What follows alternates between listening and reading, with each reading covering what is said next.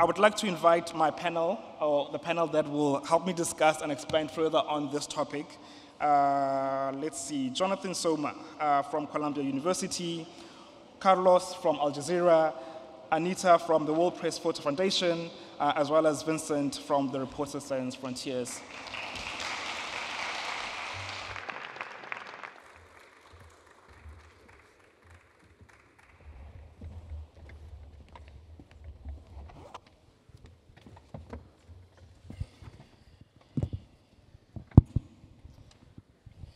Team.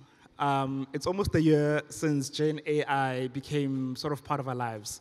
And I want to start off by doing an annual review of what has it been like in your various spaces, what have you been doing with it, and also maybe start off by introducing yourself, what you do, and then sort of tackle this annual review. We'll start with you, Vincent.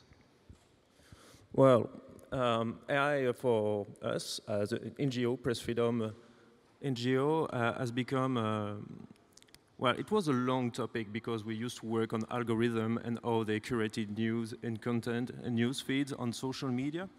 And then, you know, just be transparent, ChatGPT arrived.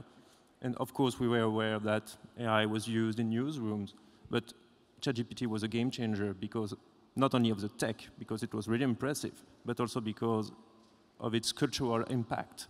And that after that, every journalist became aware that AI was a real thing, and not only tech expert on newsrooms, and every journalist started to use ChatGPT, not because they have been aware of this tech in their journalistic work, but as common users. And that changes a lot of things for us, because it was not about something dedicated to experts. It was a popular success, and everyone was using it, and maybe a lot of people could use it wrong or with bad aspects, and we try to figure out what we, as a Press Freedom NGO, we can do to help media keep going on their work of producing trustworthy information. Thanks, Vincent. Anita, how has it been for you? So the World Press Photo Foundation is not a newsroom as such, but we do work with a lot of photojournalists. For us, generative AI has just blossomed, and just the change has just been super rapid this year. And our organization is now looking at how to deal with the legal, the technical, the ethical challenges that impacts photography. Nice. Jonathan? Hello, I'm Soma. I work at the Columbia Graduate School of Journalism, where I run a couple of data programs, and I do a lot of instruction on AI for my students.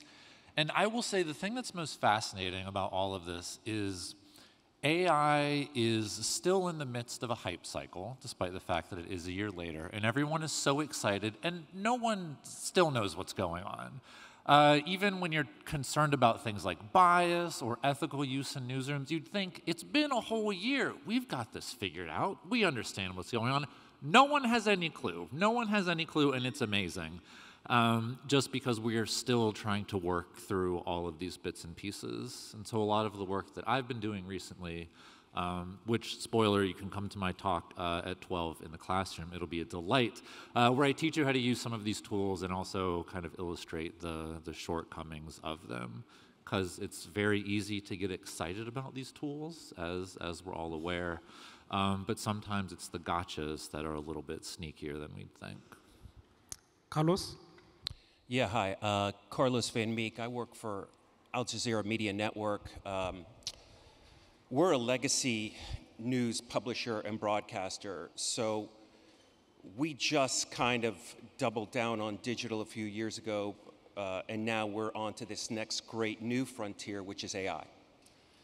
So it's a lot to get a legacy publisher broadcaster's head around. As you can imagine, it's an awkward conversation to have if you're talking about TikTok 1 second, and now you're talking about AI. These are very different conversations, and everybody's eyes just glaze over. Our job is to go ahead and test these tools and implement those tools where they work for us. And that's exactly what we're doing. We are embracing the AI change, but we are doing it in a very calculated way. We're being methodical about it. Not everything works for us. Translation, summarization, data journalism, there's all, image generation, there's all kinds of ways you can use these tools.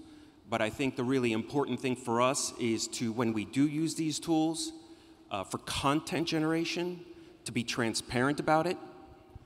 And of course, find ways where we can get the tools to do the rote work, the repeatable work, so that I can kind of unleash my journalists on the real stuff, the stuff that needs digging and reporting. So I'm excited about AI. Nice, he's excited about AI. I am too. I want to link it back to what Anita said and Jonathan, but also mostly to the guys in the newsrooms.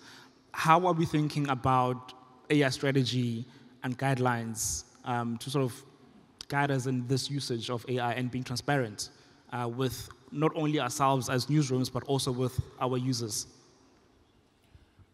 I could take that one. Actually, we're tip of the spear on guidelines. Being the guy who's running the digital group in English, it's our team that is setting those guidelines right now. We work with our technologists on the back end. We work with our journalists on the front end, our managers, and we have long, deep, and meaningful conversations about how we're going to use these tools. The digital space is the disruptive space. I can't say that about broadcast. Broadcast is linear. It's stayed. If you look at the Nielsen report just from July, it's losing market share every single day. It's all happening in the digital space. So since that's kind of where we live, we take those guidelines and setting them out quite seriously. So we're not just releasing product because we can. We need to make sure that whatever we do, there's a lot of ethics involved in everything we do, because credibility is key for a news publisher. And if your audience loses trust in what you do, and news avoidance is real already, if you lose credibility as a publisher or a broadcaster, you're done. So it does not behoove us just to unleash the hounds of AI. It's better to see where it works for us and take the wins where we can get them and test and test and test before you put it out in the world. So I take that role quite seriously. My favorite thing about the ethics and the guidelines is every newsroom starting to come out with their own. And when I give talks to my students, I give them, let's say, the Wired guidelines that came out early this year. And I say, students, what do you think about every point of this? We will not use AI to generate stories by their own. We will not use it to generate images to go with stories. And everyone's like, yeah, I support that. A newsroom should never use AI to generate images. Terrible. Should never use it to write a story. Terrible. That's what journalists are for. That's what photographers are for. And I'm like, oh, let's fast forward to May 2023, where they revised their guidelines and absolutely changed it and said, actually, sometimes we can use AI-generated images. And I'm like, students, where are you now? What, like, did you just agree with this because it was a guideline or because, it was the right thing? And I don't think, there is a right thing. And like you said, all we have as journalists is integrity and kind of that trust. And AI doesn't really put the same sort of thought into things, in that it cannot think and it cannot necessarily tell the truth, even if you can use it for things like fact checking. And so yeah, there's definitely a lot of holes you can fall into there. Just a real quick one, just to add to that, and I touched on it earlier, but disclaimers and disclosure. If you're going to use it, image generation, and this is going to touch on photos, you got to say you're using it. And you got to say why you're using it. So I would just say that's part of the guideline. So have guidelines changed? Absolutely. So I would just say disclosure when you're using AI is really important. So just touching on how that affects photography, WordPress Photo is working with a group of other photography organizations, news organizations, industry professionals, to work on a statement of principles. And I think you're doing something similar as well at RSF. But the statement of principles is really just to be kind of to fall back on the bedrock of what journalism is. Trustworthy news, is it accountable, and is it accurate, is it fair? So looking at those ideals and then looking at, okay, well, is a photograph fairly depicting what is happening at that event? Then after that, it's also looking at if, you know, just like any photojournalist would do, if it's staged or if it's you're going to mislead, you have to be open and honest about that. So be transparent. If you're going to use AI to generate images, be transparent about it. Yes, I agree with everything that has been said. And I have to say that we have to be realistic. AI is going to be used a lot. And that's why we need to involve not only data journalists who used to AI before, but every people working not only in the newsroom, but on the news organization at scale. Because it will change. Well, it could change, actually, because you're right. We don't know what the hell is going on, actually. But maybe we can say that this will change how we produce, disseminate, and gather information. We can't say how drastically it will affect the industry. And that's why we need to gather every professional working on the media field. And we need guidelines, strong guidelines at scale.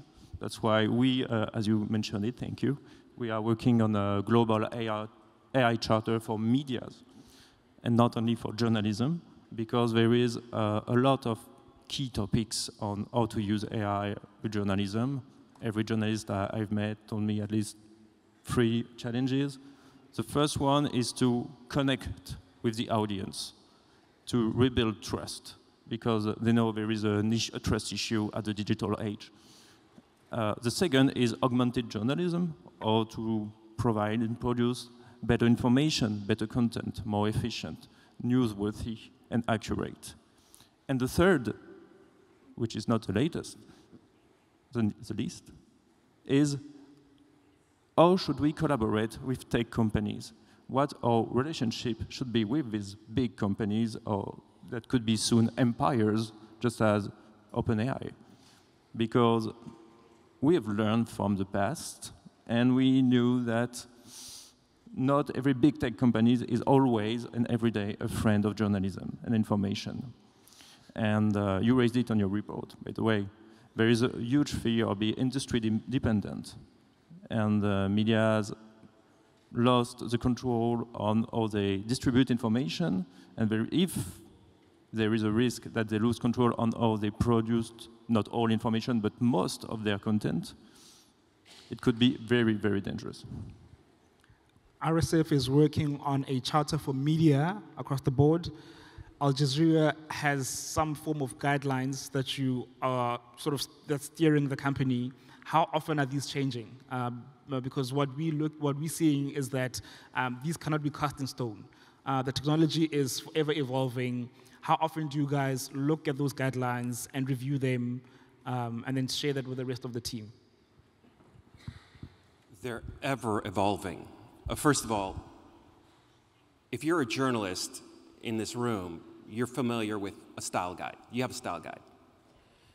That's what you use to publish your work. That is what you stick by. And it's a living document. It should be changing. Okay, these guidelines are a living document. They will always be changing. And so I see this as a work in progress that has no end, because AI will continue to improve. And just to touch on something Vincent talked about, because it's really important. We're sitting here talking about the media, but AI is going to affect every industry across the board. We're just talking about media. And when you talked about technologists, but when you have Sam Altman testifying in front of Congress, begging them to help us regulate this technology. He's a technologist. He developed it, and he's going, I need help. When you've got people like that who are really ready to have that conversation, first of all, it's encouraging, because that did not happen in the 90s when we came out with the first iteration of this great tech revolution, and you had legislators, lawmakers, who didn't understand the technology, and then created the Telecommunications Act in the United States, Section 230, that essentially gave everybody a free ride.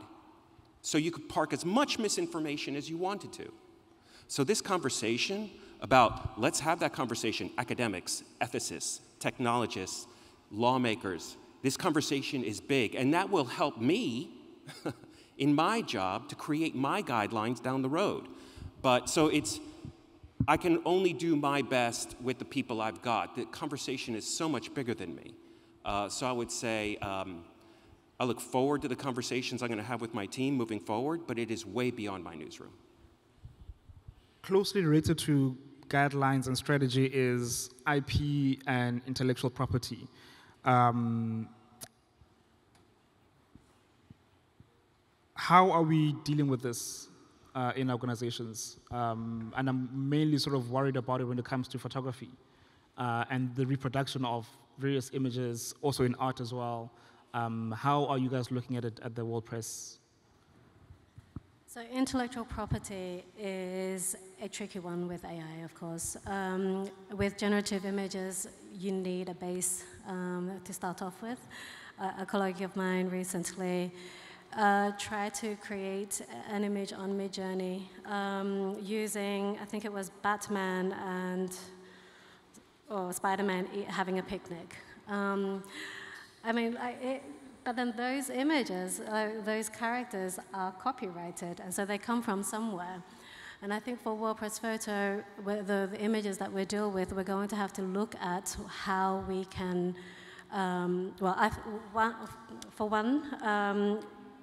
we would only accept anything that is transparent. So, so long as you're open about it, then we can look at it. But if you're not, we do also have forensics checks in place to make sure that we look at pixel by pixel, comparing original files to what has been submitted. So that's how we deal with authenticity. I would say fundamentally for the IP issues, AI is based on theft. It's 100%. The models, it's all theft. It's all abuse of fair use. It's abuse of publicly available material. It's more of an issue in regards to images and artists, because it's easier to say, draw a painting in the style of Jonathan Soma. And you look at it and you're like, it's like Jonathan Soma, but I didn't have to give him any money to make that. But it was maybe trained on things I produced. And it's the same thing for text. It's just not as obvious. I have students who will go to ChatGPT and they say, what's fine-tuning a model? I don't understand what fine-tuning a model is. And they type into ChatGPT, explain this to me as if you are Jonathan Soma, and I apparently have enough content on the internet that it gives some sort of like, hey guys, this is Soma. I'm here to teach to you about fine-tuning things.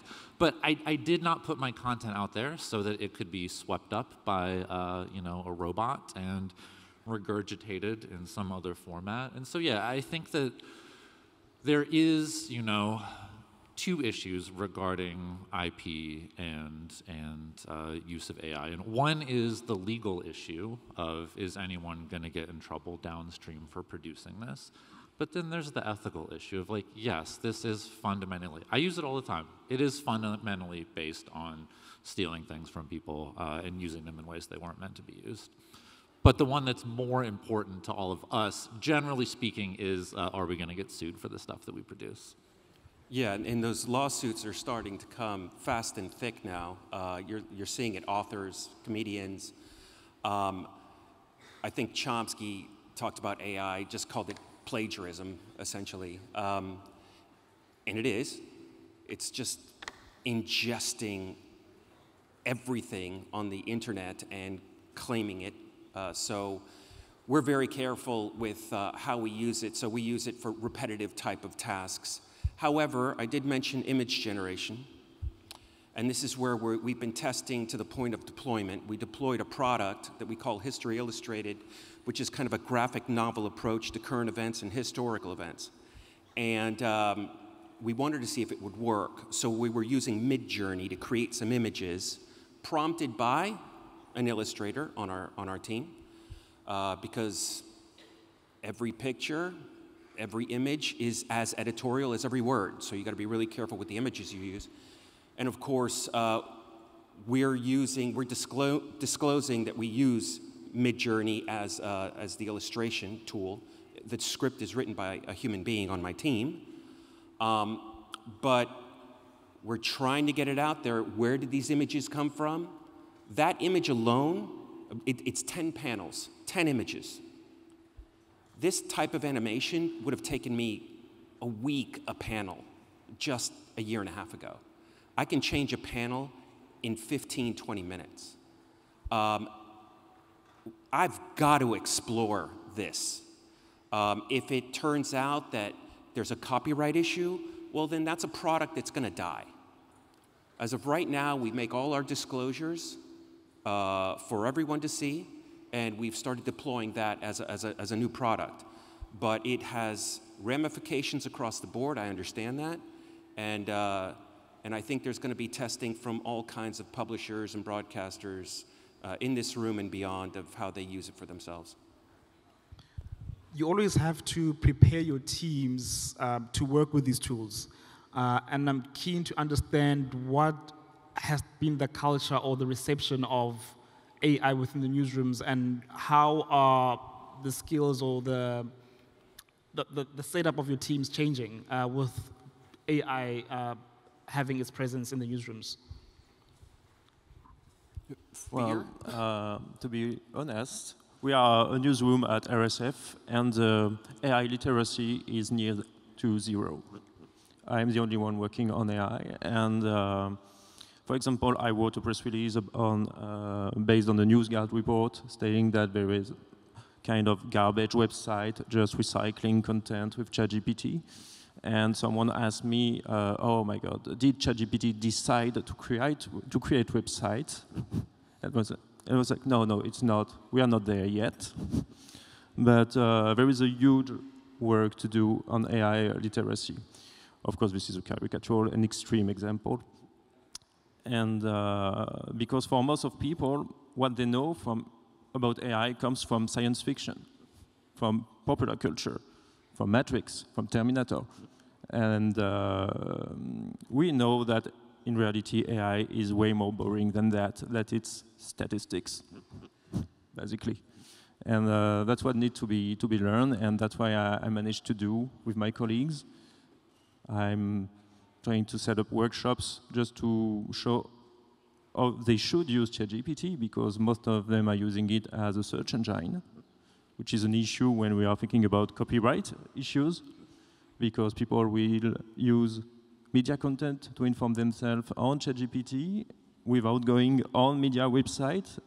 And at the end, well, media will lose a lot of money, and AI builders won't be able to feed their models with trustworthy information. So the copyright issue needs to be fixed very quickly, actually, because it's essential for both media and AI tech providers. Anita, how are you dealing with the sort of culture change within the organization? Well, I would like to touch back on, I think it was the last slide in your presentation. WordPress Photo is looking at how to make sure that we are familiar with some of the new tools and technologies available out there. One, to make sure that we're not missing anything, but also to look at how we can benefit from it. I mean, ChatGPT and Midjourney to create images is just one side of the AI conversation. There's also, Google Translate, if you look at it, is a form of AI. The way that it looks at finishing your sentences in Word or in your emails. How can we experiment with different forms of new technologies to be able to be more efficient, to be more productive, but making sure that we're keeping our values at the heart of what we do and not using it as a tool rather than the end in itself. Please. So I feel like with what you said about science fiction being where a lot of this comes from, it also comes from reading what journalists write about AI. And generally speaking, journalists regurgitate whatever the companies tell them is happening, what to be excited about, what to be fearful of. When people go in front of Congress and they talk about what's happening, they say, this is the most powerful thing that's ever existed. It's going to replace everybody's job. It's going to be amazing. It's going to be terrifying. And none of that is exactly accurate. So the AP produced their guidelines of how you should talk about AI. And it was very much, don't focus on anything that happens in the far-term future. Be very questioning of everything that happens, because I feel like for, I don't know, sometimes science journalism, you say, I'm a journalist, I don't understand the nuance of what I'm being talked to about, so I trust this scientist, they have no reason to lie to me, I'm just gonna, kind of note things down and report it out. But for something like AI, this does come from the computer science, technical world. As a journalist, even if you're specializing in this, it's very difficult to understand, so there is a degree of, I need to trust these people who I'm talking to.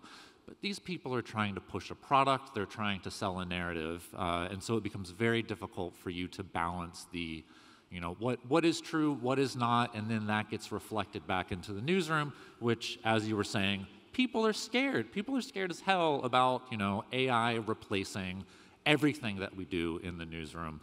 Is it gonna happen? No, not really. Bad newsrooms are gonna do bad things.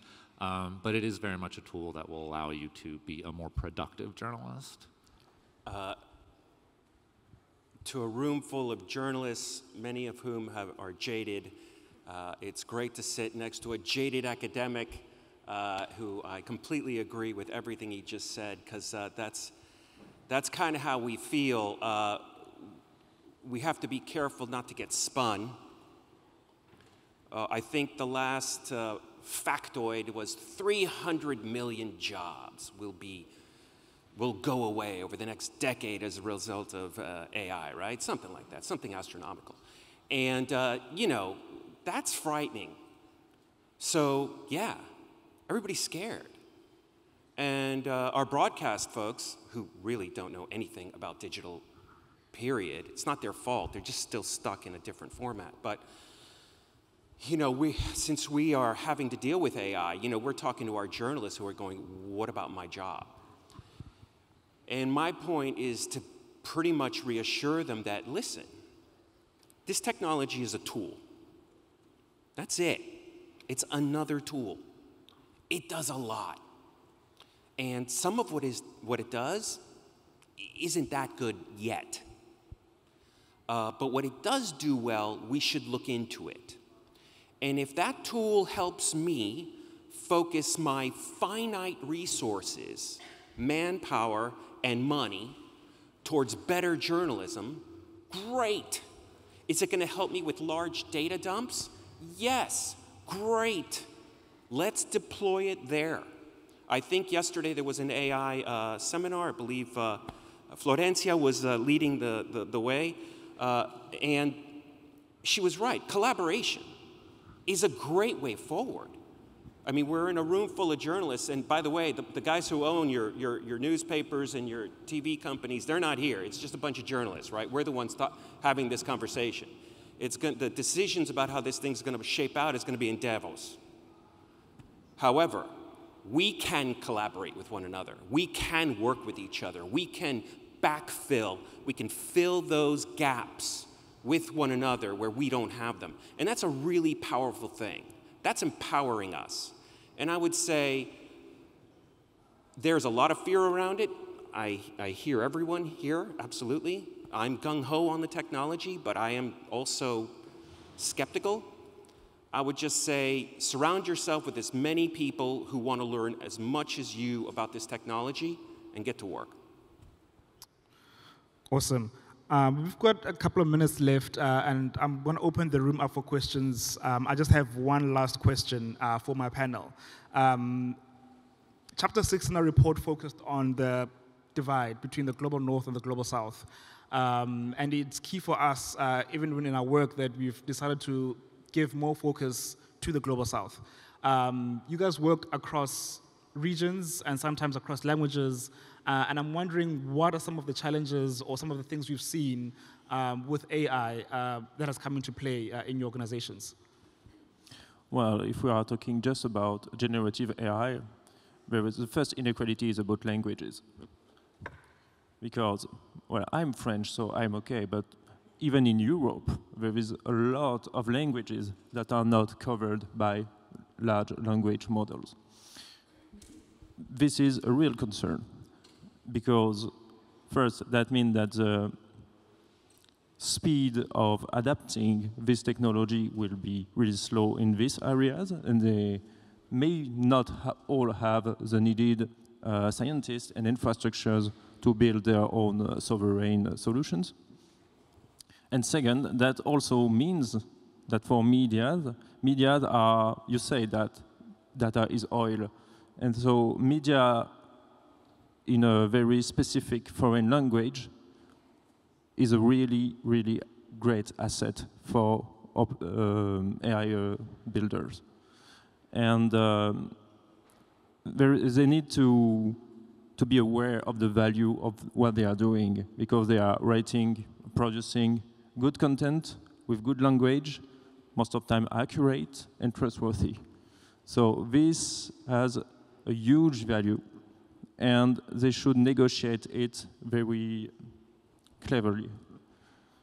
And because there is a risk of what you talked about in your report of kind of colonization of some countries. And that's why collaboration is key. Because it's not only because we are media and journalists and we all love each other. No, there is a kind of, we have to learn tech by ourselves.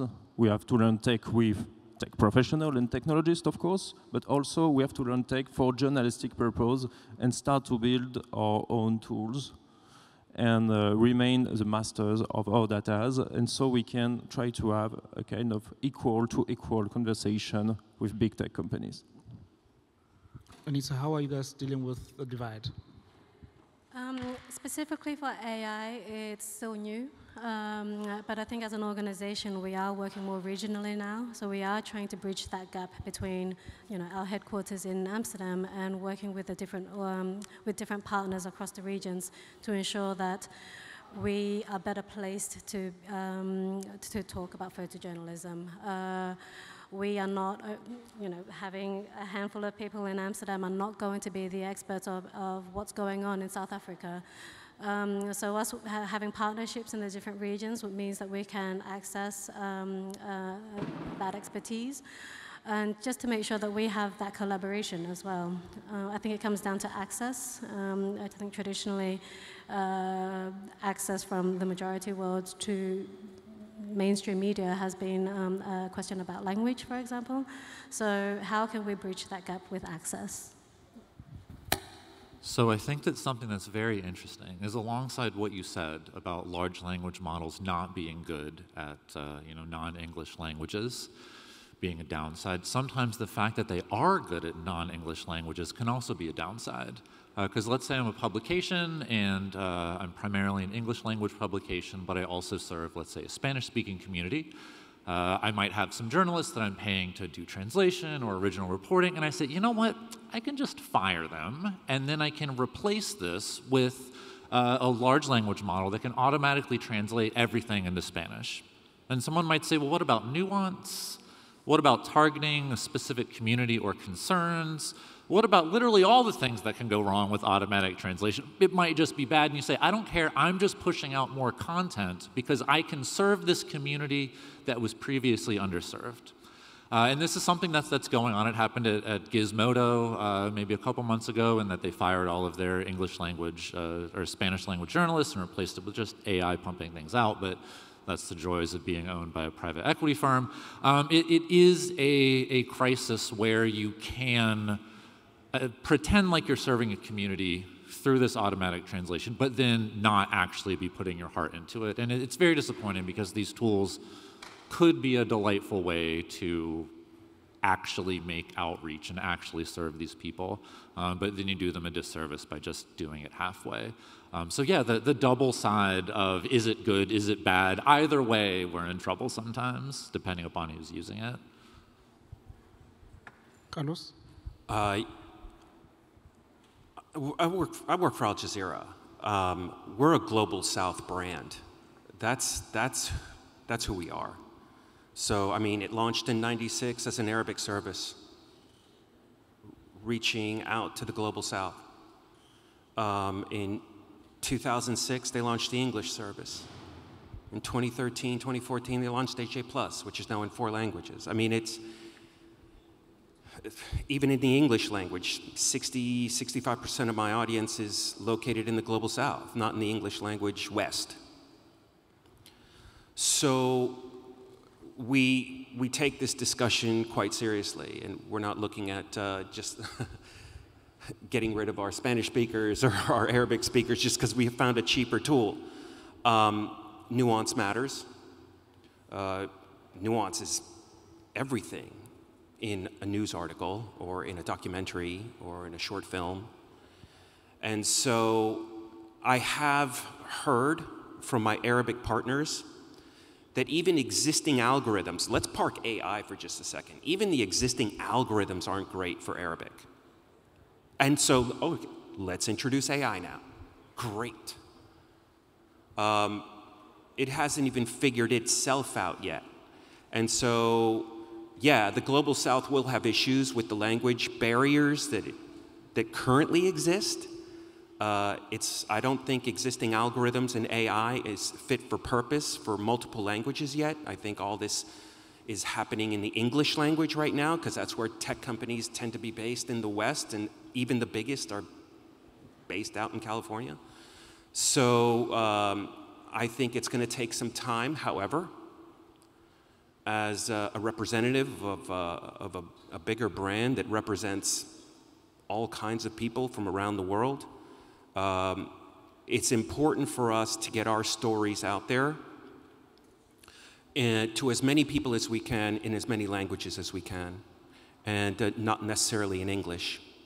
So it's a challenge for us, and we take that seriously. So we do see the gap, and we're trying to address it. Awesome. I'm going to take a couple of questions before our time is up. Gentlemen in front, I'm not sure if you've got roving mics. There's one coming down. I will start with the 2 of you in front.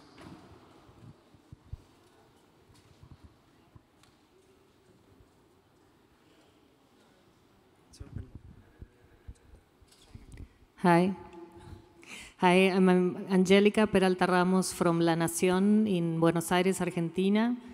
We started with the project, with the AI project from the data journalism team, and what we found out, well, first we wanted to demonstrate that we could do it in Spanish and in the South also, and yes, I think we succeeded, but what we find, and the question is about the profiles, of the changing profiles that we need for, first or at least in Spanish, we have to check a lot, we use these NLP libraries to detect entities or topic modeling or whatever, but we need to check, and then we record and we feed back with programming with many dictionaries and to fix how they detected the categories or the entities.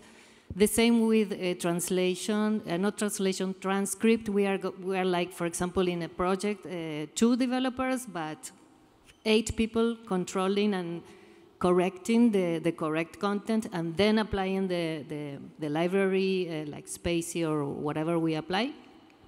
So we find that there are new opportunities, but also that it's difficult for the journalists to embrace this as journalism. So we feel good because we are data people and data journalism, and we value this, that the AI is helping us, assisting us, and we have to assist it for maybe a long time until it learns more.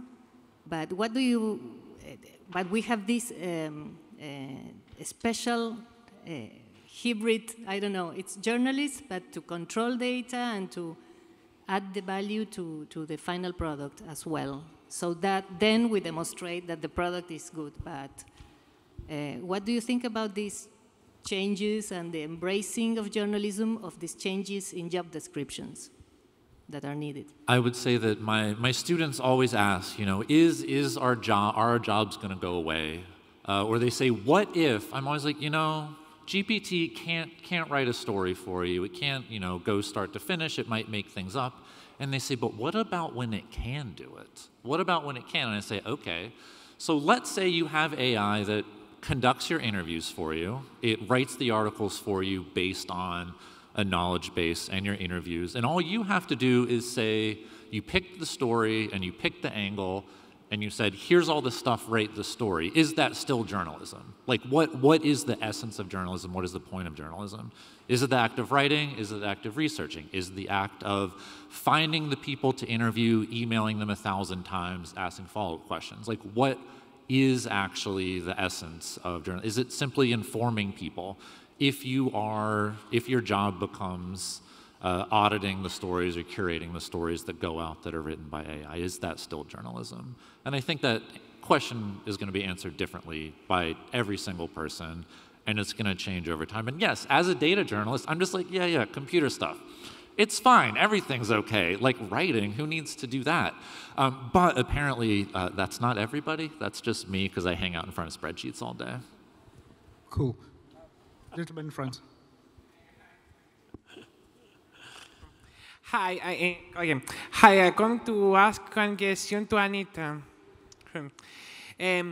Anita, do you think I will replace photography? Do you mean that in the next decades, AI will be so powerful that the media will stop taking pictures from photographers and we take everyone from AI to use for the attack? For example, in terrorist attack in France, do you want that the media instead to stop depending on photographs of humans for the pictures take anything they want from AI to take these pictures for the attacks?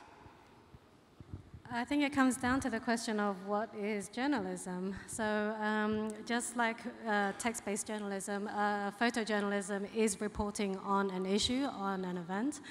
And without the photographing depicting that event, is that actually photojournalism?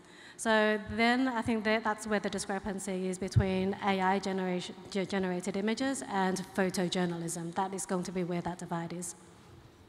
Awesome. We've got time for 2 more questions. There's a hand up there. Hi, I'm Sadhik. I'm a journalist in India from Deutsche Welle, and my question is actually to Carlos. It's a follow-up on the last thing that you said. It's a notch beyond language. There is a set information order in the world where we live. It's been so for decades. Information flows from the global north to the global south. The struggles of the global north are far, better known, are considered to be far more important. In fact, when I was in J school in India, I was told that 1 white life means 4 Indian lives. So what is newsworthy is determined by, if 10 Americans die, it commands a story, but 40 Indians will have to die for the story to be of the same importance. And we're trying really hard to change that, especially organizations like Al Jazeera. I mean, I have pitched a lot of stories, and especially AJ+ focuses on India's state-specific stories of communal hate, of climate, and to tell the world that these stories really are important. So as journalists, to not use AI just as a tool, but to also sort of use it to get information, because it creates a very valid, logical argument for you. And it's very tempting to sort of go to AI and ask, to give it clean information to you that you put in your story as an argument. But that inevitably will have the inherent, for the lack of a better word, first world or a white bias. Because, I mean, even humans continue to have that. So clearly AI is far worse in that regard. So in the newsrooms, are there certain things right now, at least now, that we should consider to be absolutely sacrosanct and keep AI completely away? I mean, especially, Carlos, because you deal with journalists and creating stories, are there things where we should not let AI sort of meddle with in the newsroom right now? You said a lot, so let me just try to unpack that. First of all, you're absolutely right. I think if you look overall, across the media landscape in the English language, you're going to get a certain narrative about India. For example, very specific example. As a brand, Al Jazeera works very hard to tell a different side of the story. I heard you. In terms of the tools that we have at our disposal, I don't control how those tools are developed. I only have control over how they're deployed. Now, we take that responsibility very seriously because when you've got tens of millions, hundreds of millions of people consuming your content across all digital platforms, that's a tremendous responsibility. We take that responsibility seriously. I think most credible publications do as well. I can't speak for them. I can speak for Jazeera. I know we do.